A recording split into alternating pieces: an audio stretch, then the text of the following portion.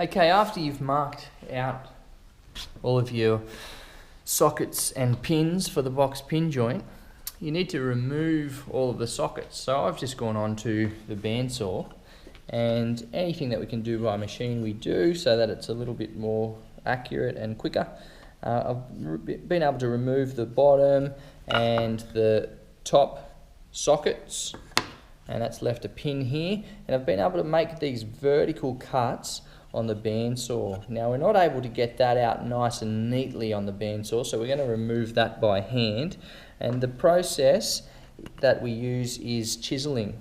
So what I'm going to do is pop that down there on the bench hook. We want to protect the quality of the bench top, so anytime we're using cutting tools, chisels, saws, we're going to put either a bit of scrap down, or we can use these bench hooks as well, and that way we can butt it up against that edge and it holds that nicely.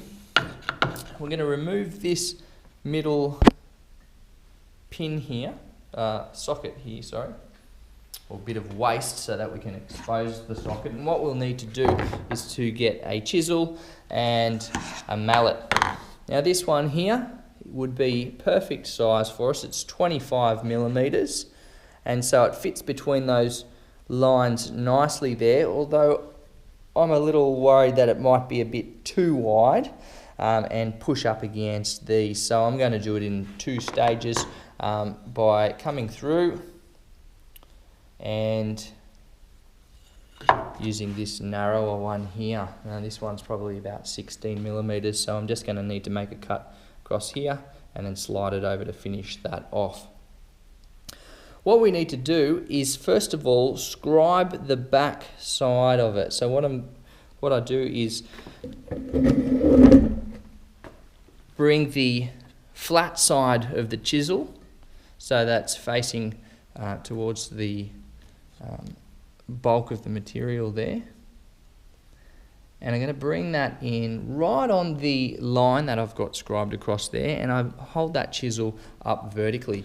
When I get the mallet, we always keep 2 hands behind the chisel, and I'm just going to give that a little tap. A couple of taps, not too much, just want to scribe, cut the fibers there,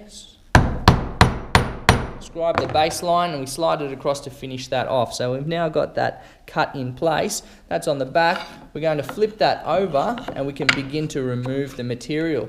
Now, if I worked hard enough, I could probably bash this chisel all the way through, but it's not going to be the neatest and most accurate way to do it. So what I'm going to do is do it in a few stages. So same as we did just then, we're going to scribe that along the baseline there, just a couple of taps. We dive down a few millimeters, slide across, finish that off, and then we come in horizontally there. Once again, the flat of the chisel is facing down this time, facing away from us, and we tap that in and we're able to remove just a little flake there, the same depth as we chiseled down. We repeat that process, and we're going to do this 3, maybe 4, maybe some of you 5 times. A few firm strikes, slide it across, finish that off.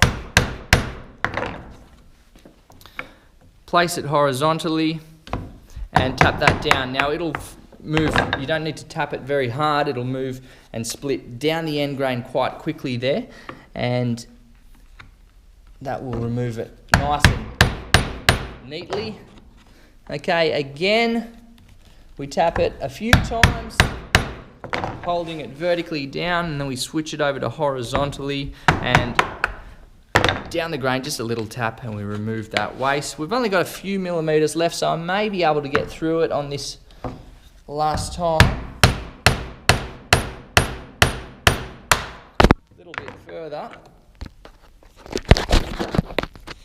And you can see I've removed that waste there. I've got a little bit left, so I'll just tap that through. And we've taken the waste out to create that socket. Now, everything going well. It should match up with this one here. You can see I'm able to place those together, and there's not too big a gap there, so that's not too bad. That's a little bit wobbly, a little bit looser than I would have liked. Although we have this sitting down at a perfect depth there, it's nice and flat. So that's the way that we would go about cutting out the notches to create the box pin joint. I would come through and take out this one, this one, this one, this one, this one, and this one. So there's a little bit of work involved there, and it will take you quite some time to finish all of this joint work. The key to it is taking your time with the marking out, making sure that it's accurate, and then going nice and slowly and carefully with those saws and chisels.